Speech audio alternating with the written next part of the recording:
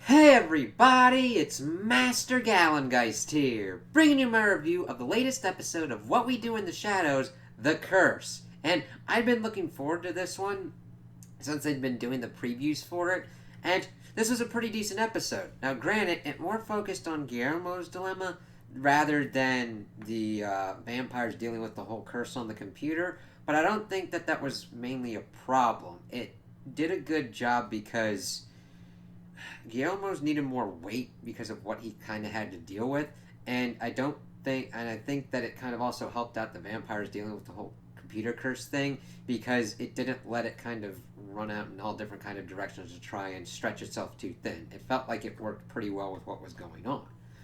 So we open up the episode and we see that Nandor is looking over all of his kind of correspondence over like the last couple centuries.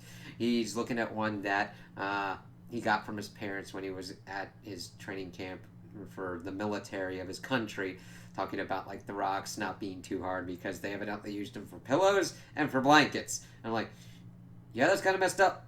Mm-hmm. Then also there was one that he like did a savagely brutal battle against. He's like, "Oh, I didn't even open this," and the dude was trying to sue for peace. He's like, "Ooh, yeah, I should have maybe opened that," but he's pretty much known as a butcher kind of general dude anyway, so it probably wouldn't have helped matters. And then the one that he really likes and has a fondness in his heart for is for a free scoop at Baskin Robbins, and he's like, "Even though I don't eat it meant a lot to me." And then, of course, he brings in Guillermo to help him look through his email correspondence. And he really had two main ones. He's got Colin Robinson kind of helping him deal with stuff, trying to figure out his password to get into it. And of course, since it's Nandor, it's Impenetrable Fortress. He's like, ah, yes. And I'm like, yeah, that fits totally with his character, military motif and everything. Yep. And Colin Robinson's just like, jeez, all right, whatever, and lets him do his thing. And we see that he got one from Fandango for the blind side in like 2009. I'm like, Jesus. And then, of course, we get the email that's got the curse in it. He's freaking out. And he's like, I've been cursed, not ya. And they get brought in. And Laszlo's like, why the fuck did you show this to us? Now we're cursed. And they're just trying to figure out what to do. And they're like, look, it says that this is not a joke. And I'm just like, wow, somebody really needs to get them up on internet culture, man, and just like the whole concept of trolling and everything.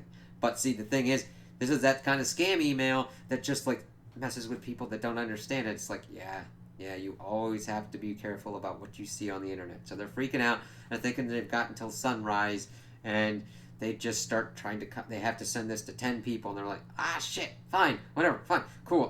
We got this dude from Circuit City. I'm like, Jesus Christ, Circuit City, because it's funny that that keeps popping up because we had one where they like fought on the rooftop of a Circuit City with the werewolves in the past season, and then we got this dude from Circuit City. I'm like, Jesus. So they're trying to figure out more people to get emails for, but before that kind of happens, it kind of links back up a little bit with Guillermo. So Guillermo pretty much gets sent out. He's got some errands to do, and he's gonna get some Tide Go pens because that's what Nandor wanted. Send him out, give him the money, everything like that. But he's also going to the vampire hunters thing. And he's thinking, yeah, I'm being all kind of cool. I'll just infiltrate the group and sabotage it. And we're like, okay, Guillermo, let's see how that kind of goes for you. And then the vampire group like, yeah, we're going to do on our first hit tonight and hit some vampires and everything. And Guillermo's freaking out because he's like, no, why don't we just practice some more? Like, no, well, let's do this and everything. And of course, he thinks it's their house and everything. And he's like, oh, God. Oh, God. And it even goes down to like genitalia made bushes and stuff like that, like topiaries that Laszlo does. Now, granted, Guillermo asks if they look like vaginas, and he doesn't really get a concrete answer on that, but that's kind of important because when we get in there later, they're just ball shaped, and it's not their house. He's like freaking out the ride there. Uh, One of the group, Derek, it's his mom's van, and it's got shrimp back there, and he, of course, is making play of like trying to look at the shrimp and everything, but calls, of course, the home, telling the guys to get out, and that's where it kind of links up. They're like, "Oh God, the internet, it's infected the phone line and everything." And it's like it's coming, it's telling us we're gonna die and shit, and it's like, "Oh shit, what do we do?" So let's get down with the vampire story first. They go down to Colin Robinson and they want his email address, and that is just a funny ass thing of like, no, no, no, I'll write it down and everything, and it's just you see just the amount of like, it's really even hard to like name what it is. Just that, fuck this dude, really, that kind of feeling of like him being the energy vampire, just be like, yeah, I'll just write it out for internet security and everything, and it's like Colin Robinson is actually okay with this, getting this kind of curse email, because he's going to use it for his own ends to kind of infect his company. He'll get a talking to from like one of the people when it gets to them. So it's like, yes, this will definitely work in my favor. It's like, he knows what he's doing. So they go through, they get everything all situated and everything, and they send off the emails, and then that's where it hooks back up with Guillermo's at the end of the episode. So Guillermo's freaking out. He's hyperventilating and everything. At one point, the leader of the group's like, "Oh, cool, breathing exercises, do that." And he's just like a ball of stress. He gets out. He sees that the house isn't theirs, and it's the ball-like topiary. And he's like, "All right, cool." And then he starts freaking out for another reason of like, "We're gonna be breaking and entering this house. We don't even know if there's vampires in here." But they're like, yeah, familiars are stupid." And it's like, yeah, they're not really that stupid. I mean, shit, one of them infiltrated your group, man. He was just looking for virgins, and he just happened to get into your group. So they go in, and Guillermo's like, let's just get out of here. But of course, we start seeing weird, freaky pictures on the walls, and it's like, okay. And everybody kind of like goes off on their thing. Guillermo goes with Jenna's former friend and goes upstairs. It's like, look, they're just children. They'd be awake by now, too. It's the middle of the night. If they're vampires, they'd be doing stuff. But then, of course, we get the really cool effects where they just freaking rise up out of the bed, teleport. It's like, shit! And everybody starts getting fucked over and everything. It's like, oh, God. He's freaking out. He goes outside. He's like, I gotta go back in. And this is pretty cool and pivotal character development for Guillermo. Because normally, if he's just an asshole and a familiar and he is only out for becoming a vampire, he wouldn't be having this moral dilemma of, do I let these dumbasses who didn't train enough to be vampire hunters die inside that house? Hell, he could have swung it his way of pretty much, hey, I just delivered free food for you guys. Why don't you make me into a vampire? But that's not who Guillermo is. And he proves that here. He goes back in to help the people. We see the leader dude pretty much trying to use a stake gun to take out a dude who's transformed into a bat and accidentally shoots himself in the foot. Guillermo goes in there and pretty much starts single-handedly destroying pretty much all the vampires in this house. And they have a good amount of vampires. They got a lot of red shirts that go, but it's a pretty big den. And he's taking them out. He saves one of the other people. Goes upstairs, is able to save Jenna's friend because she's pretty much in a coffin with another dude. Stakes him out, is able to get them out. The leader dude's gotten out. They got the other chick out as well, and they're pretty much up on the second story, and he's using the cross that he's got to keep him back. He tosses the chick out the window, double birds the motherfuckers, and jumps out like a goddamn badass. I'm just like, yeah, that was really cool on Guillermo's part. I'm like, yes, you don't get... I mean, you get a lot with how you pretty much have the vampire killing skills of a savant, and just you're doing it like you're breathing, but I'm just glad to see him be able to have that confidence of himself to be like, you know what? Fuck you guys. I'm out, and just rolls out. And the only other one that they're not able to get out is Derek, and they have to deliver the van back to his mom. We don't get any movement on that. We don't know if he's dead, if he's potentially been turned into a vampire. So I look forward to seeing where that kind of goes forward in the series. If we see him again, if it's referenced at all. But we'll see how that goes. I kind of was like, yeah, this group kind of got fucked up. And hopefully they learned their lesson.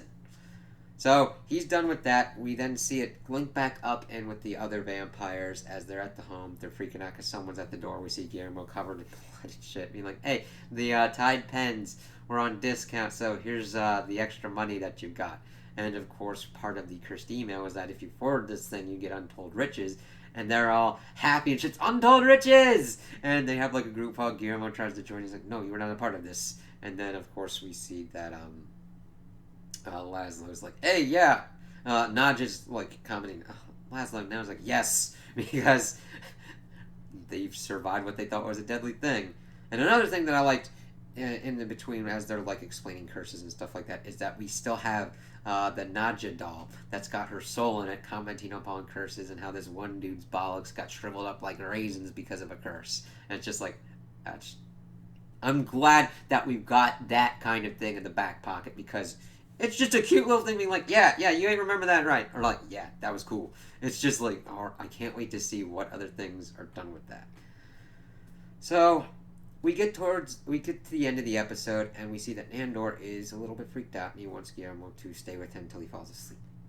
And I'm just a little less fearless tonight. It was really a kind of cute and adorable moment because you're like, oh, okay, even though he's still an asshole, Guillermo closes the thing and makes to pretty much leave the room. He's like, I'm not asleep yet. So Guillermo goes to sit down, takes one of the Tide pen, and starts trying to take out the blood stains little by little. Well, not blood stains. It's a giant fucking thing of blood for his shirt. It's just like, beep, beep, beep. I'm like, yeah. I really liked how this show just is able to do the comedy so well and fit it in with the stories that we're getting because we're seeing that the vampires trying to deal with like 21st century technology and being taken in by a scam email and making it into a crisis level event. And then Guillermo is having to deal and try and make sure that the best case scenario happens out of pretty much being in this group of vampire hunters and making sure that they don't kill the vampires he likes and that they don't just immediately kill themselves. I like that moral dilemma for him and him examining what he wants in his life. Because one of the possibilities that I thought of when I first started seeing the show was that Guillermo's going to get fed up, find another vampire to turn him, and see what kind of rip that would make with Nandor. That is a still possibility, but he could just choose to become a vampire hunter because of his skills. Or there's all different kinds of things that could go with his story possibilities, and that's what I really like about his character. And we also see that the vampires have their own kind of character things going on, and I always can't wait to see what they're going to do next, because granted, they are selfish assholes most of the times, but in certain instances you see them do things that are really nice, and you could see them growing, even though most of the times they still slide back to being assholes. So those are my opinions on the episode. Tell me what you guys think in the comments below. If you liked it, if you didn't like it, if you agree with me, if you disagree with me. Also like and subscribe, and I hope you have a good day.